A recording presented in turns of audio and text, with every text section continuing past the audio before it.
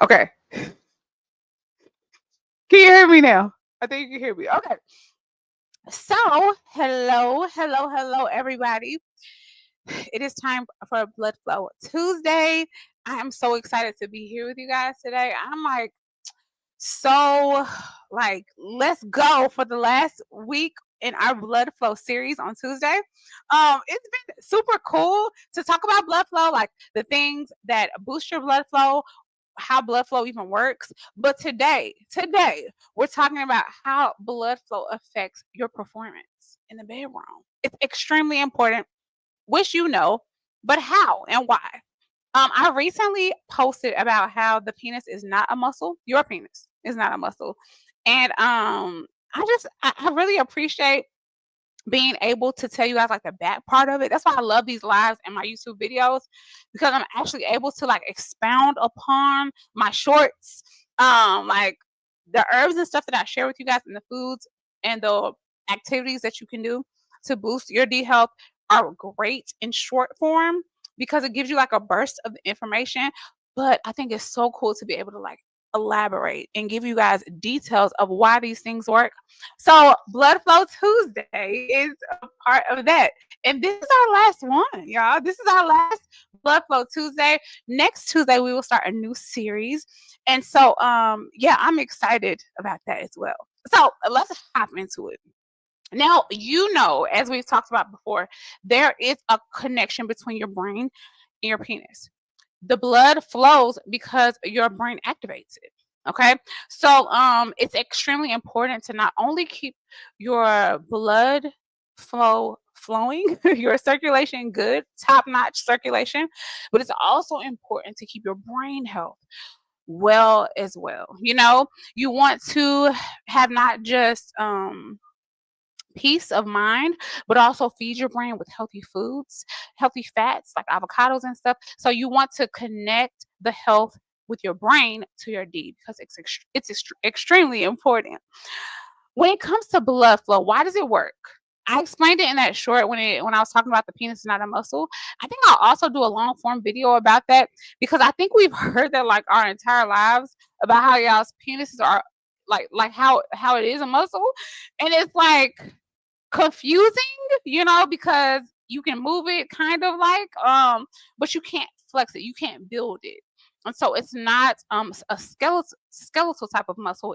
It has smooth muscle within it, right? And so that helps the blood flow and circulate and get to where it needs to get your erectile tissue, excuse me, and so it's able to fill with blood and do its thing. But it's not a muscle in the fact that you can like work it out. You know what I'm saying? Like if you don't use it, you'll lose it type of thing.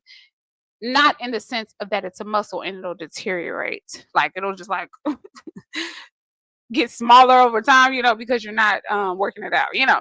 So, anyways, blood is essential. It's essential to the health of your D and just making sure that you stay strong and full of strength, you know, um, in all parts of your body, but especially, you know, in your to your phallus.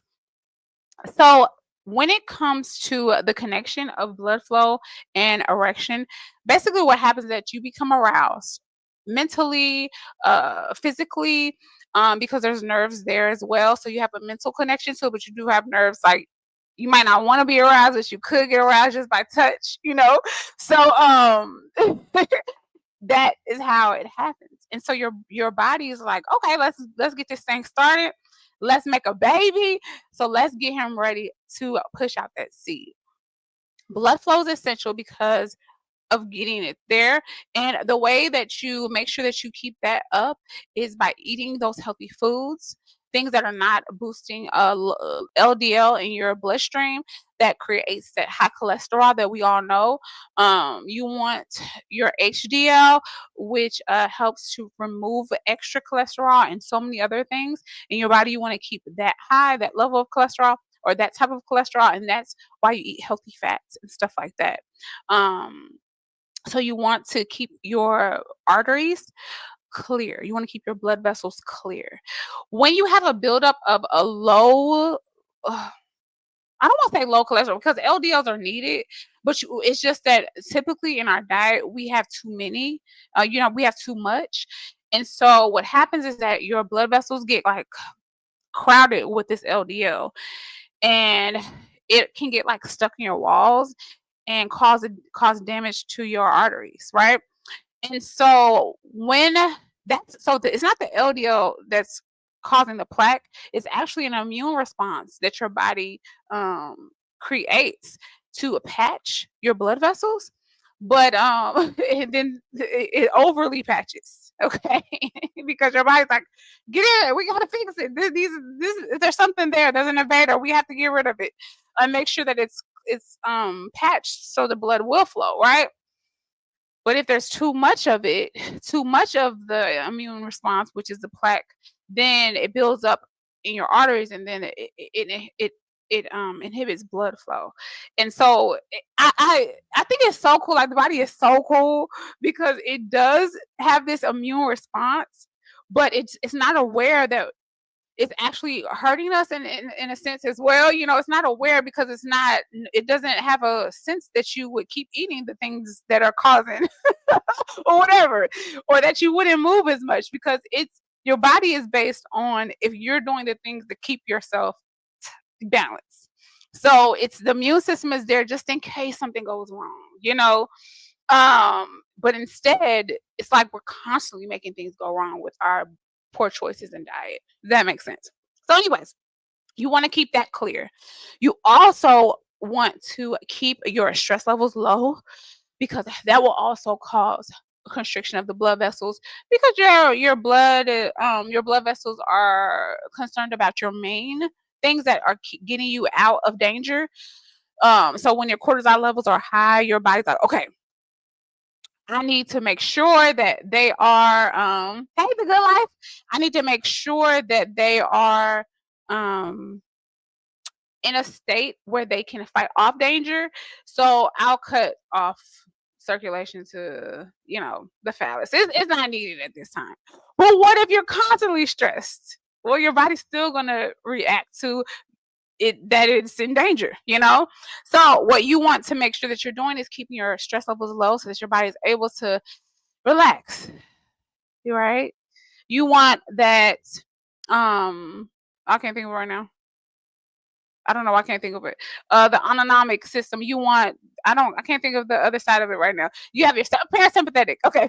So you want your parasympathetic system to be able to relax and do its job, like digest your food, like get you hard.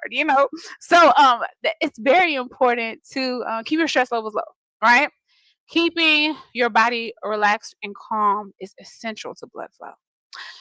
So we have the foods, we have our stress levels, and we want to make sure that we're exercising and moving our bodies, okay? Because that also boosts blood flow, especially with getting your blood back to your heart and your lungs back oxygenated and ready to do its job by going right back into your arteries and pushing it all over your body so you can get all the nutrients, including your blood. Oh shoot, I forgot to put this. I hate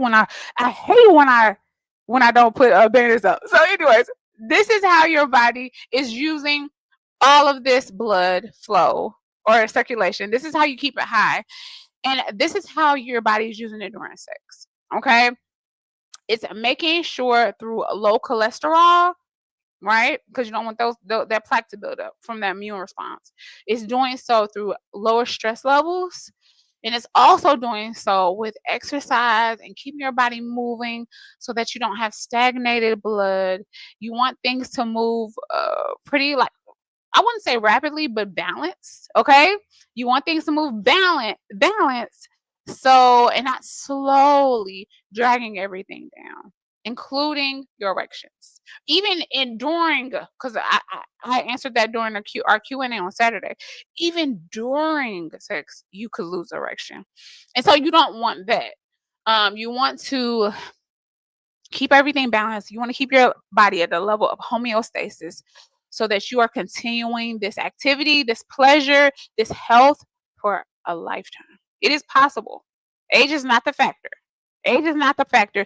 The factor is poor lifestyle choices that then exacerbate the issue of aging. Because yes, aging does affect and does deteriorate. You do deteriorate as you age. It's just what it is, you right? But you don't have to just give into it and freaking speed it up. Okay. So, anyways, that's the blood flow erection connection. Now, warning signs. How do you know when there's not enough blood flow?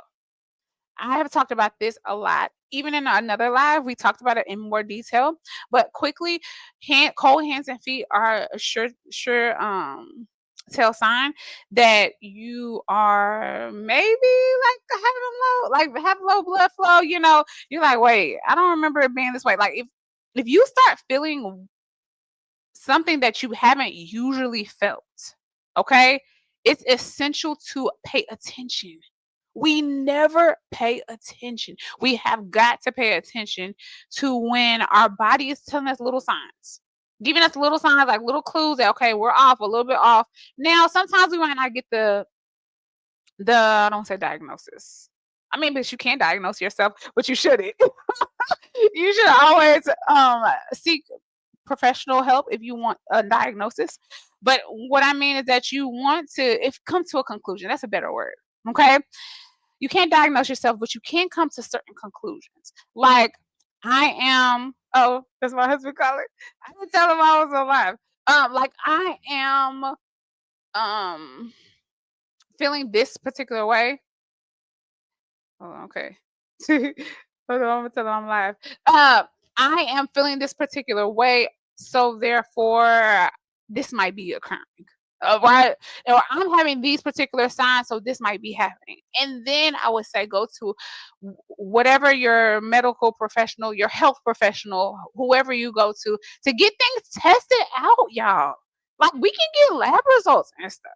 And you don't have to wait until you're 100 to do so. Or if all these things go wrong, like that's one thing I always say. Like when I go to the health food store to pick up certain things that we eat, my family, my husband, I give him as well, my kids and myself. I don't see young people. I don't see anybody hardly my age. People working there, yes, but like people my age is actually like focused on getting their lives, like just making sure that they're healthy and just being intentional. I don't see them. I see older people who have probably finally gone to the doctor after 60 years and it's like, okay, let me get it together. We don't have to wait till we're 60. We can do it at 20, 30, 40, Be proactive. Be proactive. Be proactive. So, cold hands and feet, sorry. Then also, if you have decreased morning wood, that's a telltale sign. Decreased morning wood. Remember, morning wood is essential. It's essential. I have a video on morning wood, and we've talked about this before. Why morning wood is like important. And quickly, basically, your body is building testosterone at night while you sleep. So, sometimes when you wake up, it's like the testosterone is at its peak, and you're just like, what, whatever, right? I'm ready to go. You want to have that happen, you know. You want to be, or even like you just want to be ready to go in the morning and not like, dang, let me rev it up. Like if you're tired at night or something like that, you know what I mean? You don't want that to be what you experience in the morning time, basically. Okay. Um, if you're like extremely tired after intimacy, also I have my notes here. Sorry. Also, if you have like lower sensitivity and you're not feeling it as much, then yeah, that could be a sign that your blood flow is low.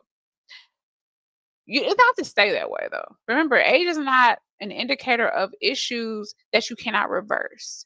You can get yourself back up. There are pills and everything because you can support the body.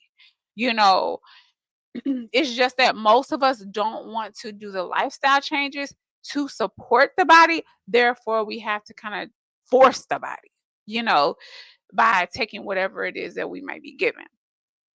Um, I'm sure, like I saw this one thing on because I watch documentaries and stuff like that a lot, and I read a lot, of course. And even in school, they would tell us like of clients they would have, right?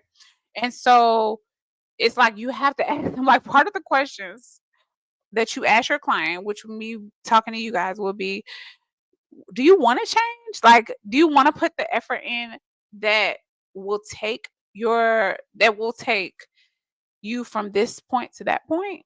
Like, do you want to do it? Are you committed to making certain lifestyle choices that you might be extremely used to? I did a juice cleanse yesterday, right, y'all? Okay, I lasted till 5 o'clock. I've done juice cleanses before. It was so weird. So basically, what happened yesterday was that I planned out my juice. I even vlogged it. I'm gonna have to like continue the vlog tomorrow. But anyways, okay. So I did a juice cleanse, and I was feeling weird, right around 12. I was feeling weird. And I was like, "Why am I feeling weird like this? Is it because I didn't have my coffee?" And I was like, "Look, if I if I can't function a day without coffee, I'm about to stop drinking it because I don't have time. Okay, I don't like being dependent on something or oh no, heck to the no, nothing will have me like in a chokehold that I can't control. Right. So at first I was like, something is wrong, right? And like even if it ended up being that I just didn't have protein. I'm very strict on making sure I have protein before I eat any type of carb, even fruits, any type of sweet, anything that'll spike my blood sugar, anything, I will eat a protein first. So I didn't eat protein, of course, because I was on juice. I've changed my routine like that in the past few months, and I think my body got used to it. I'm sure my body got used to it because I had to have a protein shake. And then I was fine. I took a nap. Yeah, I was throwing up everything. It was crazy. So, anyways, my point is, do you want to make a lifestyle choice? Like I thought I was gonna have to quit or pull back coffee at least. I thought I was gonna have to do that. Was I willing to do so? Yeah, because I know if something is harming me, I'm gonna stop. And that's a question that you have to ask yourself. If something is lowering your blood flow, like if I really like I saw on social media that KFC got got the potato wedges back, and I was like, oh, I remember KFC potato wedges, right? But I don't got time for potato wedges, okay? So, are you willing to not eat those potato wedges on a day, like on a regular basis? I mean, you can eat it here and there, whatever. Who cares about that? I mean, like on a regular basis, are you willing to cut things, so that you can have enough, you know? And you have to ask yourself, I do feel like I'm like more predispositioned to not care about certain things, but I did have to train myself. And therefore I'm able to like guide my children so they won't have to like force themselves out of the American diet like I had to and my husband had to. But yeah, he did as well. Like he used to like love like Oreos and stuff like that. He never eats them anymore because they don't help. They only harm. So like stuff like that. Are you willing to make the sacrifices so that your body can thrive? So that you can live the life that you actually want. And when you're ready and you stick to it, y'all you won't even want it anymore. Potato wedges, what? Who cares about them, right? So foods and lifestyle that boost. Okay, I wrote that weird. Okay, foods and lifestyle choices that boost blood flow would be red things. I always say I've been saying this for a month. Red things, beets, red raspberries. What else? Watermelon. I'm about to cut this watermelon right now. I got a black diamond watermelon. Have you guys heard of black diamond watermelons? Okay, they don't have seeds. That's what I was thinking about. They don't have seeds, but they're good. Do I typically choose watermelons with seeds? Yes, I do. Do I always know? If they're not there, I don't worry about it. Or if I want to try a new one like the black diamond watermelon, I don't worry about that either. I'm strict on making sure that I'm consistent, making sure that I give my husband foods that are consistent with his health and my kids. It's more about consistency than just like fixating on, like, for example, vegan, or carnivore, whatever, whatever we kind of like fixate on, and then we kind of like try to convince everybody this is what you should do, and they may need to do it. You may need to have a particular diet that you need, but that doesn't mean that you have to do it just because it's being presented in a way that this is what I need. So, anyways, I could go on a tangent with that because I think it's very much based in fear, and I can't stand that. But anyways, I'm all about okay. This is what you can eat because I was gonna say should, but no. This is what you can eat. These are the herbs that you can take that will promote such and such and such. If you notice, I'm always like that because of that. I hate the fear thing. Sometimes I might start with, anyways, okay, I'm going off. Like I said, choose things that are consistent with you and that boost your blood flow, and the lifestyle that does so for you.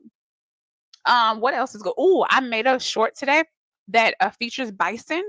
Bison is really good for blood flow. It's also great, like very high in like iron and like folate. That's good for sperm too. So like even meats are good for blood flow. Salmon are it's great for testosterone, even though we talked about testosterone last month. But yeah, like all of these things are great for you, especially if you cook them well. So like if you're not cooking them in like a whole lot of oil, like frying it or something, and just kind of like taking all the nutritional value out of it, or like if you're not steaming things like for too long, like boiling for too long, like in my video today, asparagus is really good for blood flow. It boosts your nitric oxide, which is great for blood flow. Like the asparagus, I didn't want to steam it too long because it'll just take all the nutrients out. You can also juice asparagus. You can juice anything. But anyways, that's what you want to focus on. Things like asparagus, things like bison, things like wild caught salmon. I am particular about the wild caught though. The farm raised is weird. When I saw it on the video, I was like, this is why it's all of these fish in the same. This is weird. So yeah. What else?